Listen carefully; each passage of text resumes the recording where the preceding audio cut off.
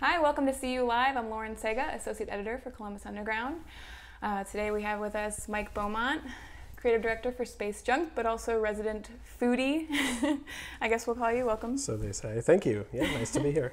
So we're here talking about pretty much all the things to look forward to in 2019. We have a billion new restaurants opening up, new restaurants, bars, concepts, whatever you want to call them. We're just talking about what we're most excited about. Yeah. Anything on your mind? Yeah, a lot of new stuff popping up. I'm personally kind of excited about, there's new vendors coming in at the North Market. I'm super excited about that. Yeah, two announced recently. Yeah, so full disclosure, I'm on the board there, so shilling a little bit, but obviously I've been a fan and have gone my whole time in Columbus. But yeah, so actually we had a new announcement just today, which is pretty exciting. But we've got Satori Ramen Bar coming in, and that's going to be. I've tried the ramen; it's terrific. I think it's going to be some of the best in the city, which is what we're always trying to do there anyway. Keep things best in class, and the ramen there is terrific. And there's going to be like a 10 to 12 seat bar where you can kind of come up like a proper noodle bar. There'll be other Japanese dishes as well, kind of rice-based dishes, things like that. And the really cool thing is there'll be some take-home kits. Right. Yeah, so you can kind of get everything in kind of separate containers and put it together at home.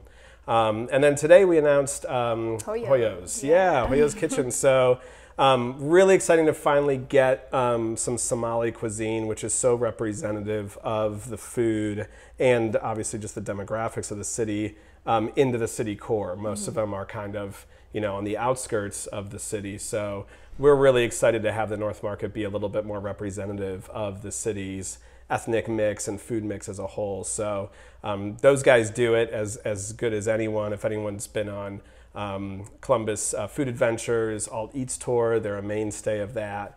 There's all sorts of great components to what they do. They do stewed goat, but also vegetarian elements. And I think they'll have a little bit of something for everyone. And it's going to be kind of fast casual style. I hate to say kind of Chipotle style, but brassica style, if you will, where you can kind of put dishes together kind of in components. So I think it'll make it accessible to people that maybe haven't tried Somali food before, but not kind of straying away and not being inauthentic in any way to what they normally do. So totally. I'm really excited about Hoyo's, but I was a little iffy about Satori just because it seems like there's a lot of ramen downtown. There's a lot of ramen, but in the city itself, you've got a couple down here, like on Gay Street, you've got Rishi, you've got Tiger and Lily. But I think a lot of the ones that I tend to frequent tend to be up on Bethel. There's Menya, who closed recently. They were great. Mashiku, Fukuryu. But I think in the city itself, in the short north area, I don't think there's any ramen I can think of. Unless I'm forgetting something. Yeah, do they do ramen? I'm not sure if they do. It's more sushi. Yeah, and maybe they do pho there too. They're kind of pan-Asian, I believe, but I haven't been there in a while. But so I'm excited. I think it's a good component. Of course, we've got other Japanese food in the market as well. Nita does some sushi and things like that, but I think for ramen it'll be a nice add.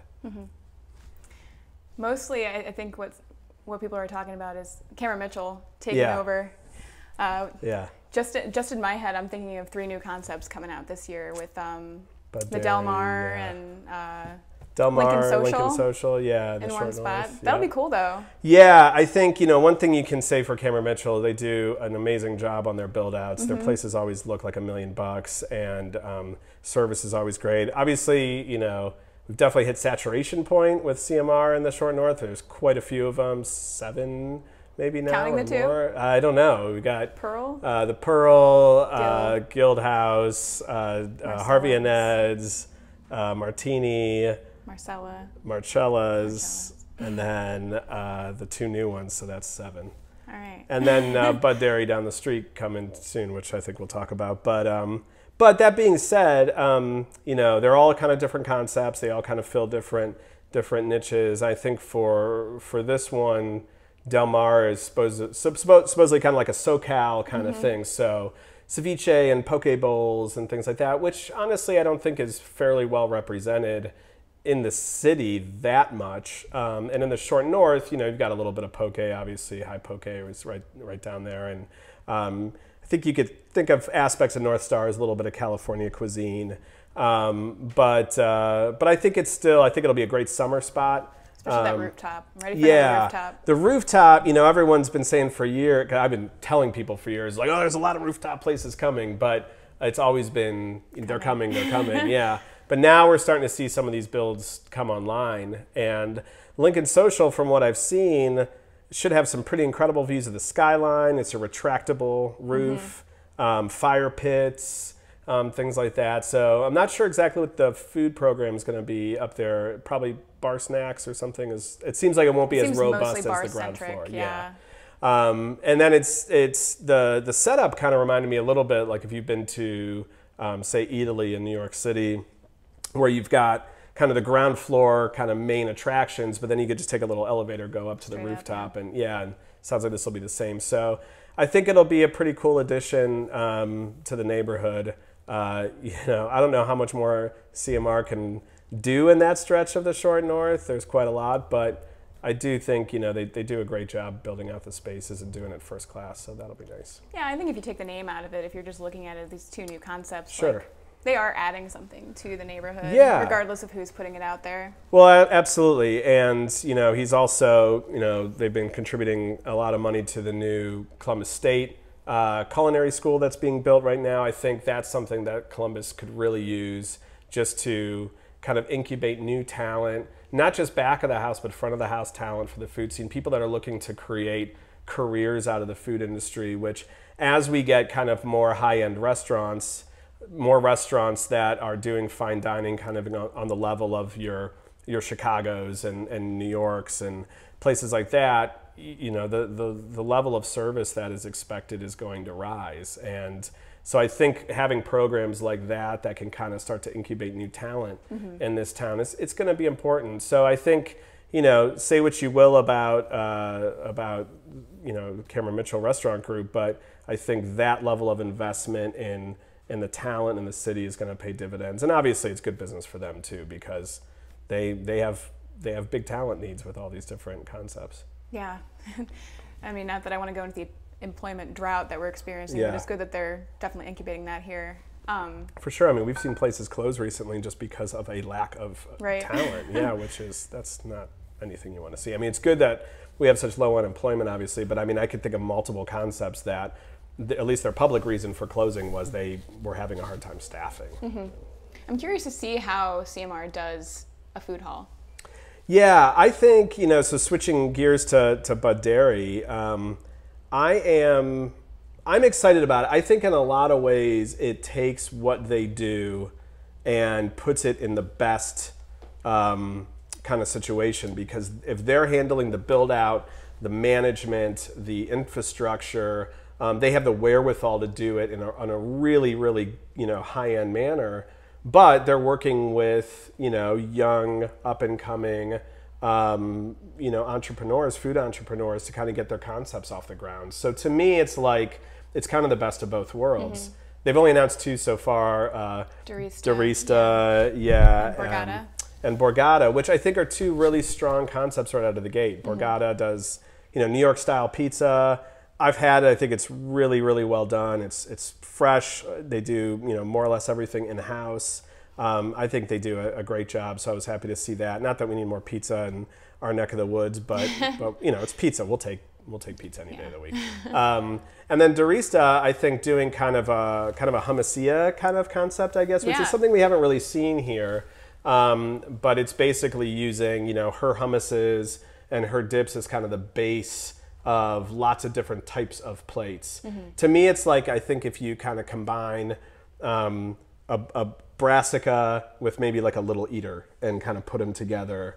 At least that's the impression I get from what I've read and what I've seen so far. So I'm actually pretty excited about what she could do with that. Yeah, I'm curious to see what else they announce, what other culinary partners. Yeah, I guess there's 6 more. I mean, from what I've seen, it's like 8 vendors and then maybe an additional rotating kind of pop-up vendor. But it's an ambitious project. I mean, it's, the whole first floor, which is kind of the food hall concept. Second floor, I guess, is more like kind of games and experiential kind of things with a second bar. and then a rooftop with yet another bar. Another rooftop. Yeah, another rooftop. There you go. So I think it's a good anchor for the 4th Street corridor along with Seven Sun and Fox in the Snow and Kosecha and Hoof-Hearted and all that. A little further down south, Woodhouse Vegan opening soon. 4th Street's really becoming a great kind of secondary destination off of the main strip of High. And they're getting another brewery down there too. That's right. Zaftig. Yeah. Yeah, right around the corner. Yeah. So, and more pizza. DeCarlo's going in next door.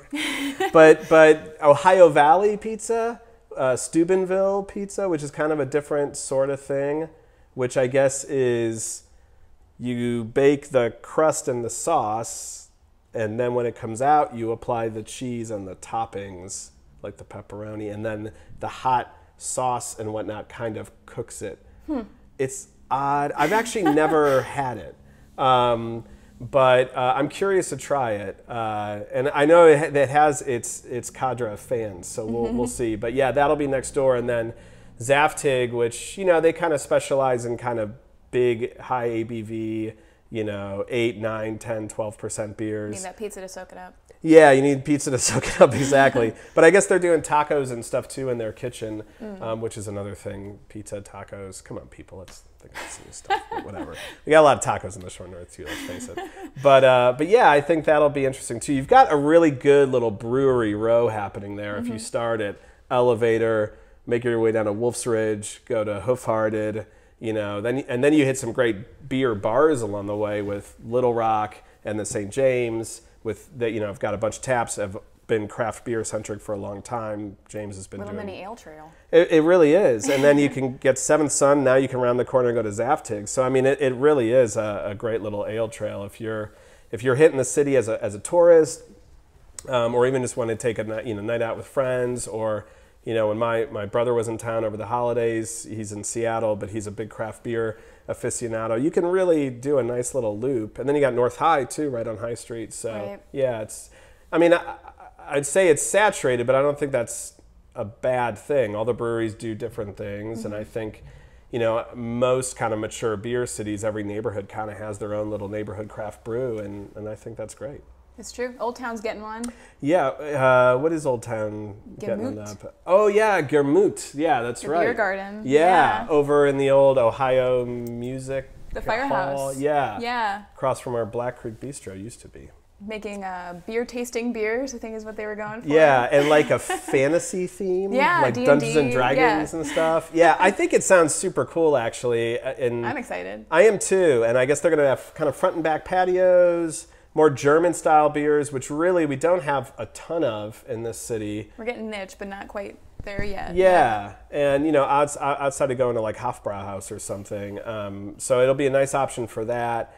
And then food too. So your German sausages and things like that. So I think spring opening for them as well, right? I actually just talked to Kyle Hofmeister. Okay. Yeah. Totally German name. Yeah. Brilliant name for that place. Yeah. I think they're opening in like May or June. Okay. So yeah. Good I'm opening. excited, and they have parking too. People should be excited about that. They have a giant people parking don't have to cry lot. about Ubering. Right. Well, yeah, I guess, that would probably be the better option. But yeah, I think that's pretty exciting too, because it seems like it's a true kind of German beer hall vibe that they're going for. Like the building works for that. Seems like all of the, thematically, it seems like everything ties together. So it seems like a really well-rounded concept. Mm-hmm. Yeah.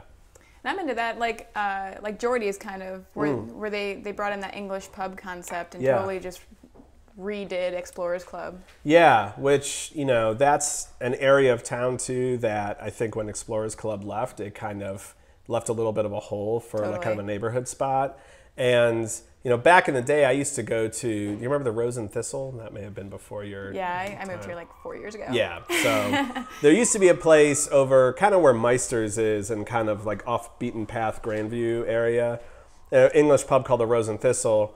Back when I used to go to, every crew game in like the early 2000s when it wasn't Nordeca, it was the North End. I'm showing my age now. But we used to always go to the Rose and Thistle after, and it was kind of similar to Geordie's. It was run by a Brit, expat, soccer guy. What want to say he was a Newcastle fan, which I think this guy's. Am I wrong? I think so. Yeah. Yeah. And but they had traditional British dishes there and stuff too, which it sounds like these guys are doing. But with Geordie's, it's got a little bit of a rock and roll kind of vibe. He was former roadie and corporate chef for different bands, Stones and things like that. So I guess it'd be pretty cool. But I was looking at the menu, and it sounds like fish and chips and stuff, but also like mushy peas and like Yorkshire puddings and things like that. So I think I got that right. Is that right? So I'm intrigued by it. I think I love British pubs and Irish pubs when they're done well.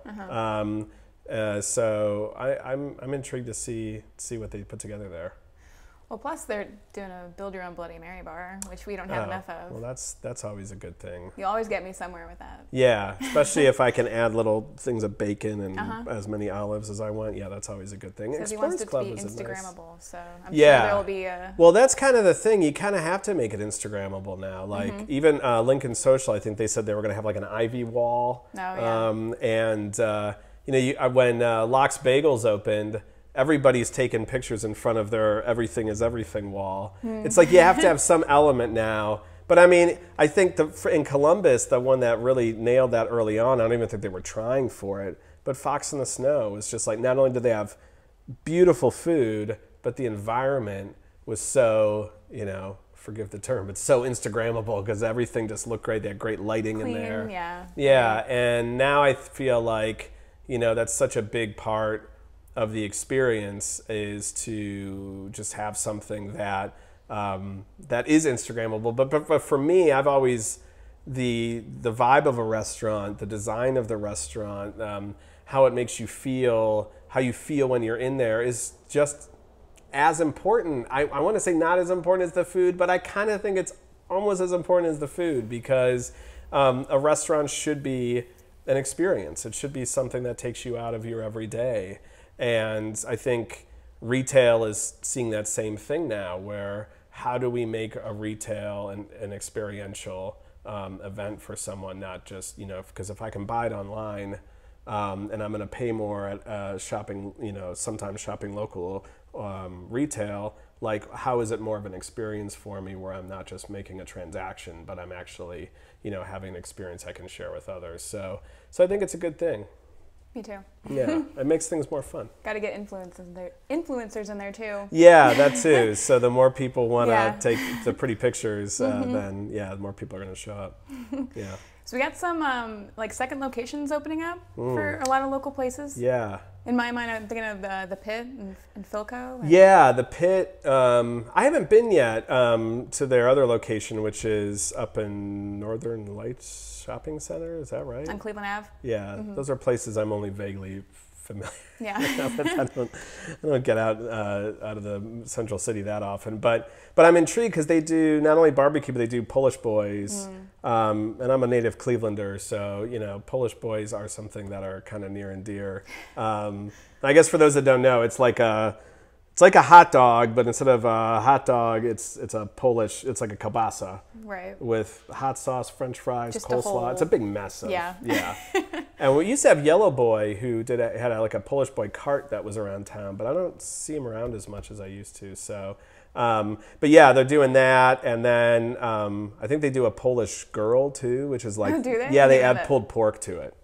So I don't know I don't know why the gender change occurs with the pulled pork edition, but yeah, and then they do a lot of ribs and things like that. So now that's on the Parsons corridor, right? A little further down from like Commune and some of the action. Close to Nationwide, like about a half mile away from there. Yeah. And that whole area too. I mean, Commune has been one of my favorite places that have opened in the last year. They're just doing an amazing job down there. I need to go back as like not a reporter.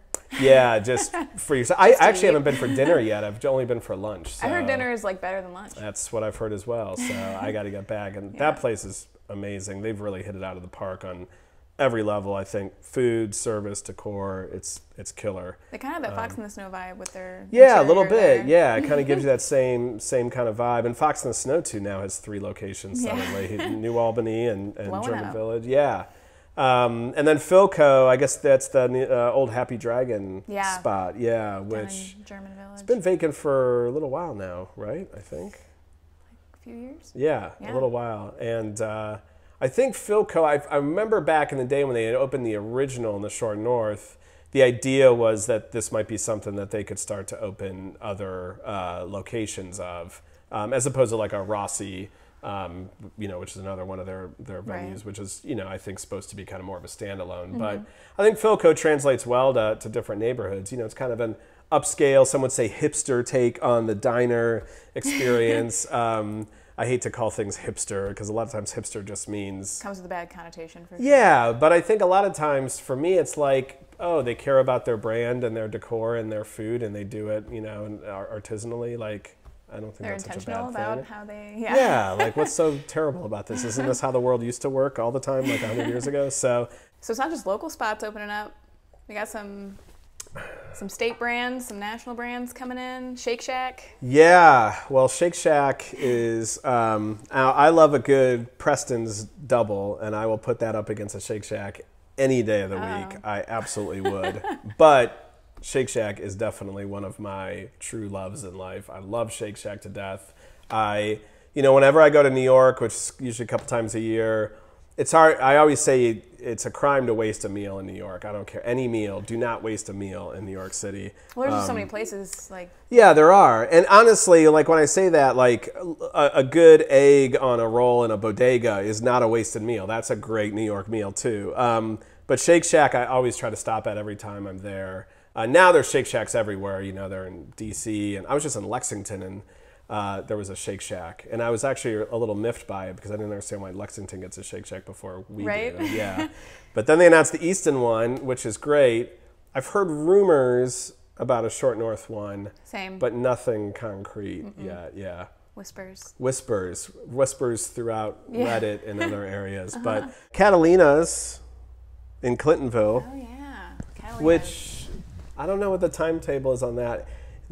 I'm excited about it because I love Catalina's as much as everyone, but it's so teeny tiny.